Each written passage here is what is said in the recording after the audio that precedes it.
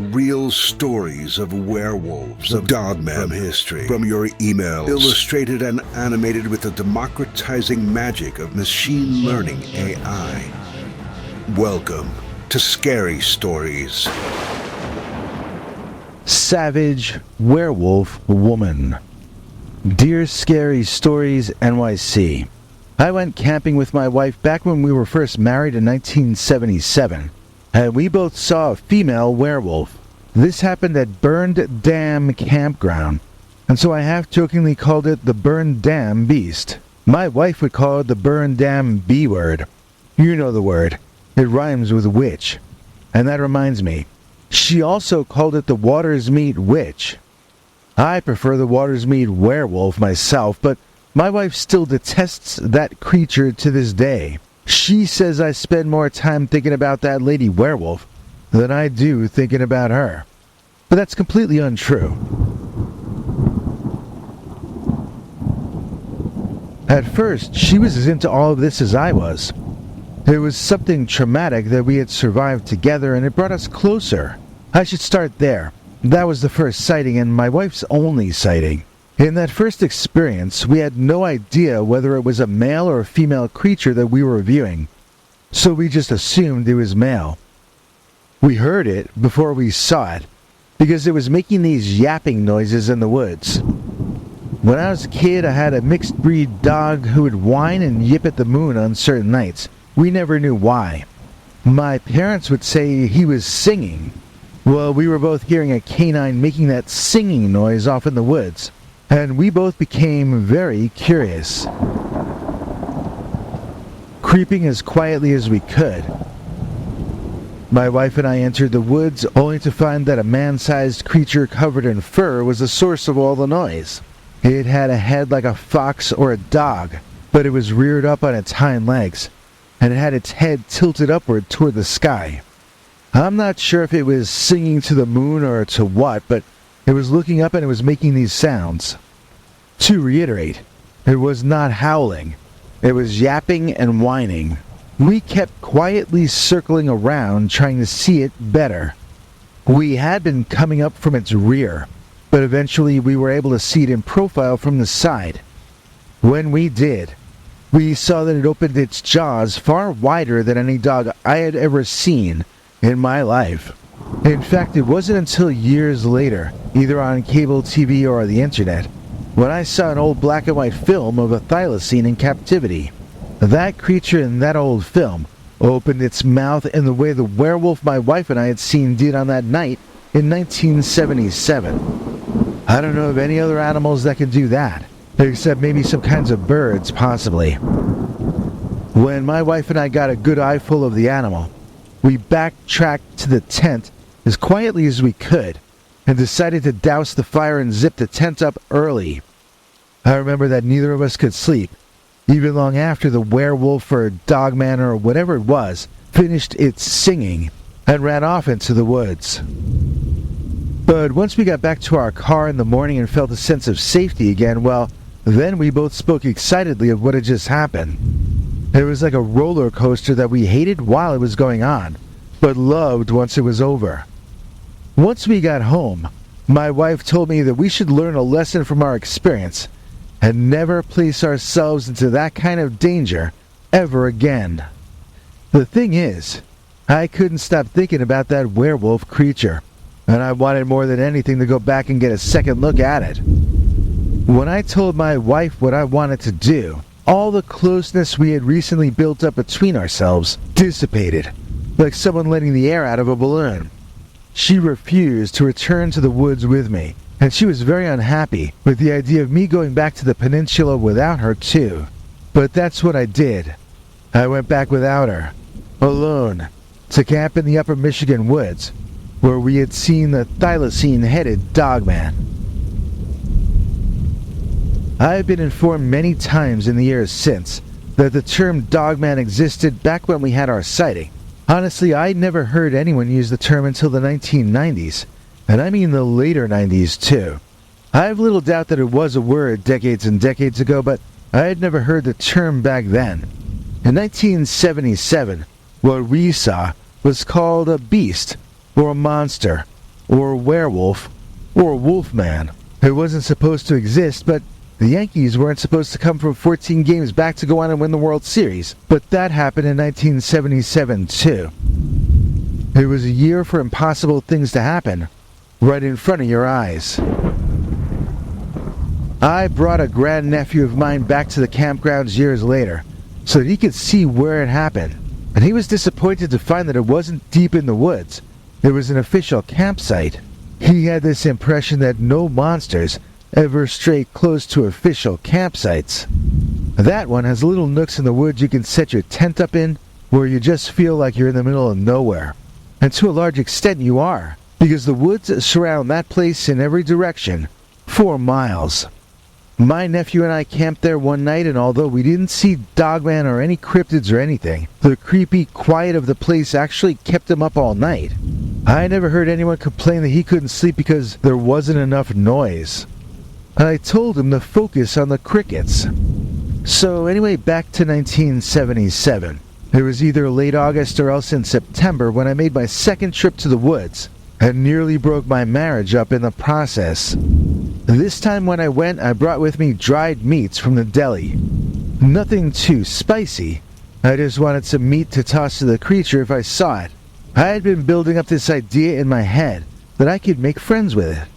I got along very well with dogs, and I wanted to see if I could befriend a wild one. Rather than waiting for the dogman to come to me, I walked quietly around in the woods surrounding my campsite with no flashlight. I was just looking and listening, hoping the creature came back to this location again, now that I was back. Eventually I started to hear odd sounds, different from the ones I heard the last time. These were more like sounds a dog might make if it were becoming ill. When I found the central point all this sound was emanating from, I was both excited and appalled. It was the werewolf that we had seen, the thylacine werewolf. But it seemed to be very sick or something, and at first I thought I was witnessing its death throes. Instinctively I ducked down behind a bush so that I could watch what was happening. The creature seemed to be getting ill in a way that I was unfamiliar with. It felt as though I were watching parts of him morph and change, although I knew that couldn't be possible. Still, parts of him kept changing, and I could swear it looked like he was shrinking down a bit as well. Eventually, he barely even looked like a werewolf any longer, appearing more like some kind of a skinny hippie wearing fur. He had long, straight black hair, and when he turned around, my eyes met 2 big, round, female eyes looking back at me. This was not a wolf man. This was a wolf woman. And she was staring right back at me. Now, in the city, I was afraid of no man. My favorite movie back then was Black Belt Jones starring Jim Kelly, and I felt I could do all his moves. I felt I was a badass and no one was gonna mess with me. But then, I found myself looking at this scraggly female with untamed eyes, and I didn't feel so badass any longer. She looked almost human, and she was now smaller than I was, but she had not become civilized looking. I still didn't want to mess with her, and I was genuinely afraid that she was going to jump me. I didn't know what else to do, so I held out my bag of dried meats to her. She cocked her head to the side like the dog in the old RCA Victor ads, and then she grabbed the meat away from me. It seemed she had never smelled such a combination of odors before. And at first, she held each slice of meat up, examining it on both sides and smelling it for a while before eating it.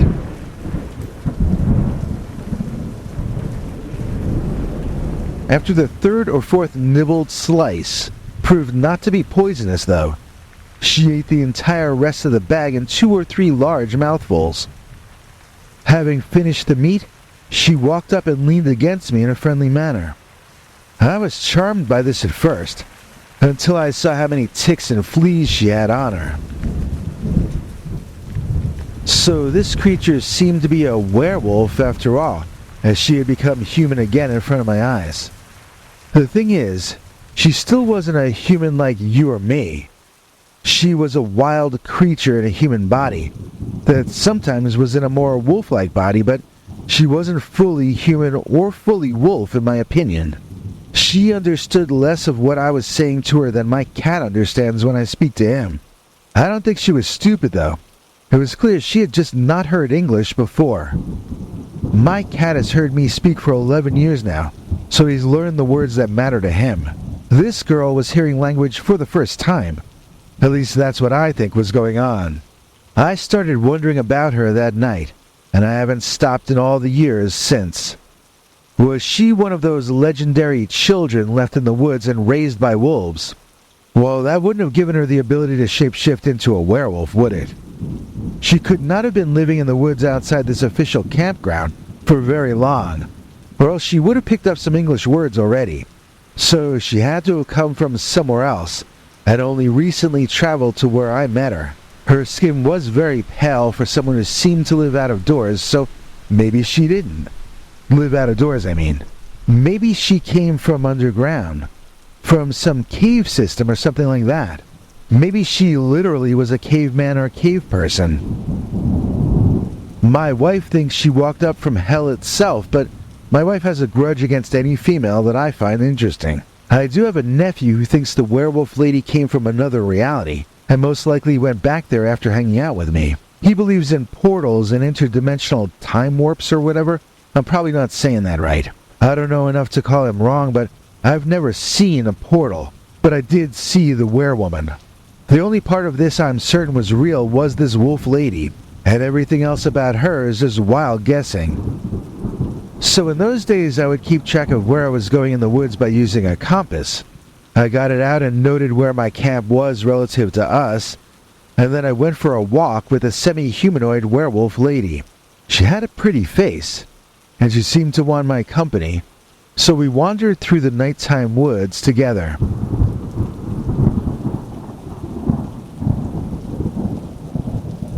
It was really like a strange nightmare that's too weirdly interesting to want to wake up from. It truly felt as though time were standing still, so that the two of us could get to spend the night together.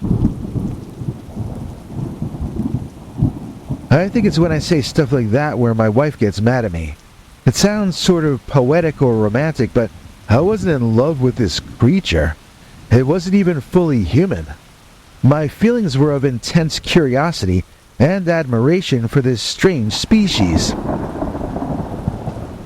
She also seemed quite tame toward me after I shared the fine meats with her, and it would have just been foolish not to spend as much time with her as the creature felt comfortable allowing me to spend. I knew even in that moment that I might never get a chance like this ever again, and that turned out to be a correct assumption. I've never seen any cryptid again since that second night, and so I'm glad I walked with her when I had the opportunity. My only regret is that I didn't bring a camera or my tape recorder or anything like that with me. It was 1977 though, so whatever I would have been able to capture in the darkness would have been very primitive. I did not have a video camera in those days, although I do think Betamax had become available by then. I just had a little cheap plastic still camera and I had left that home. If I had it to do over, I would have set up cameras in the trees all around the area, and had a handheld one to carry with me. But I don't have it to do over, so that doesn't even matter. We reached a point in the night where the wolf woman became distracted by something in the distance, and she pushed me back, demonstrating that she wanted me to stop following her. When I began to speak, she angrily demonstrated that she wanted me to be quiet. I shut up and watched as she tiptoed silently forward away from me. I thought our time together had come to a close, but after she grabbed a frog up out of the wet grass and began devouring it in front of me, she returned to my company and we continued our walk. She had a pretty funny way about her, but she did not seem to have much of a sense of humor. I mean to say, she made me feel like chuckling sometimes, but she herself was always deadly serious. She was always on high alert, always scanning the scene around us. She looked as though she were very concerned about predators. But through that night, she was the only predator that I witnessed. As it got later and later, I began to stumble and get sloppy, and I knew that I needed to get myself some sleep. I began to try to steer us back toward my camp, and at first she was following my lead. After some time, however, she wanted to go one way and I wanted to go another. We had reached an impasse, and my unwillingness to head any further away from my campsite began to agitate the creature. As she became more unhappy, she began vocalizing unpleasant noises and to flail about a bit. She was no longer acting like my little doggy friend. Not at all. I saw her eyes flashing, and I saw her teeth showing as well. Soon her eyes began to literally glow, and I realized she was transforming back into the monster I had seen her as initially. Once it became clear that she was changing back into her form of that thylacine werewolf, all of her attention went back into the transformation itself.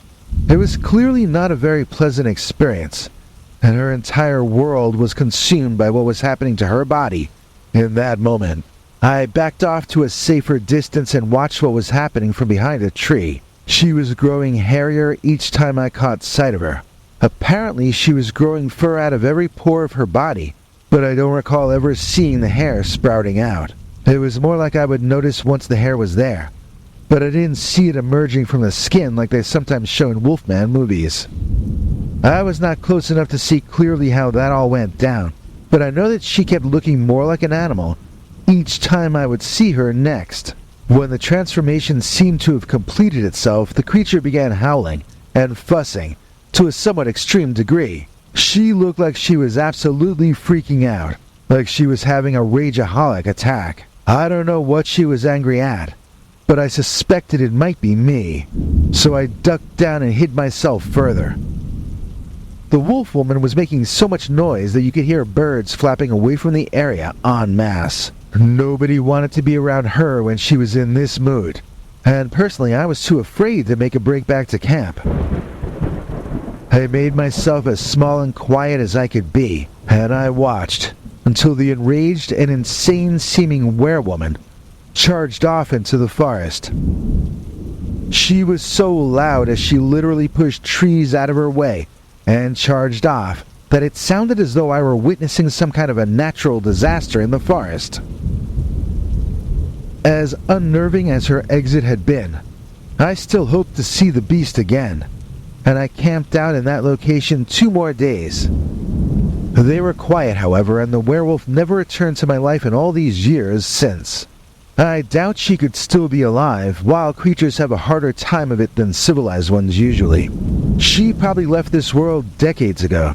Still, it annoys my wife to no end knowing that I still think back on that strange night on the Michigan Peninsula, feeding fine sliced dry meats to the savage werewolf woman.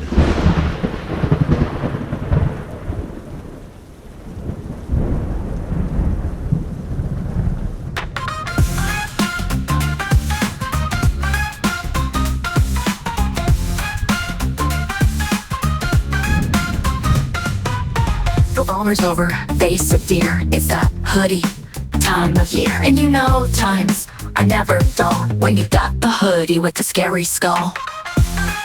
Scary skull, scary skull, scary skull, hoodie, skull, hoodie, skull, scary skull. Coloma hoodie, wear it till spring, it's a goodie. You can buy it without a prescription. Just follow the link in this video's description.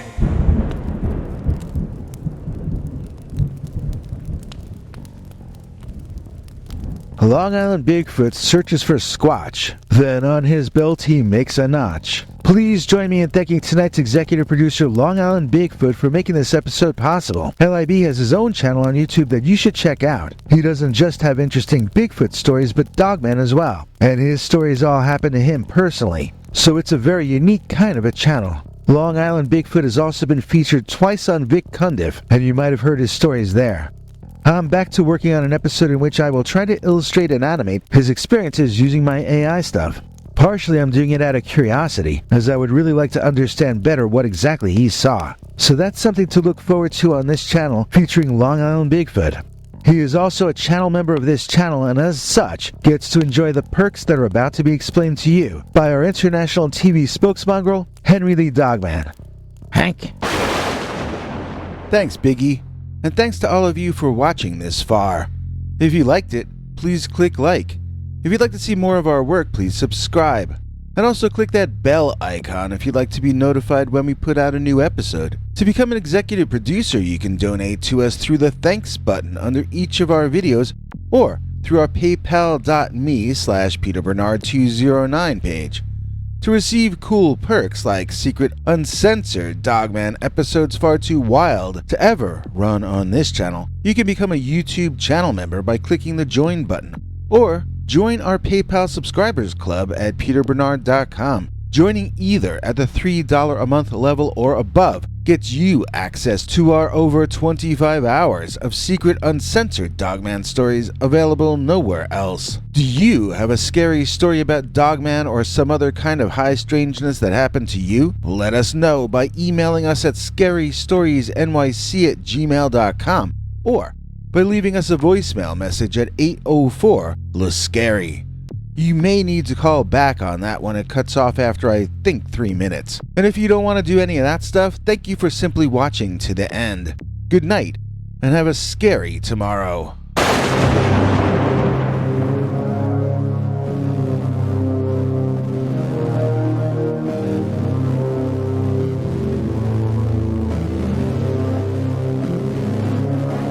Come back for more scary stories.